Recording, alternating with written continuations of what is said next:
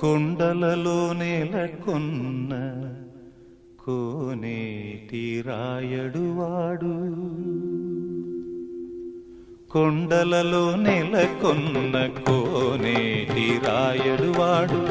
కొండలంత వరములు గుప్పెడువాడు, కొండలలో నెలకొన్న కోనేటి రాయడువాడు. కుమ్మరదాసుడైన కురువరత్తి నంబి ఇమ్మన్న వరములెల్ల ఇచ్చినవాడు, దొమ్ములు చేసిన ఎట్టి తొండమాన్ చక్రవర్తి, దొమ్ములు చేసిన ఎట్టి తొండమాన్ చక్రవర్తి, రమ్మన్న చోటికి వచ్చి నమ్మినవాడు,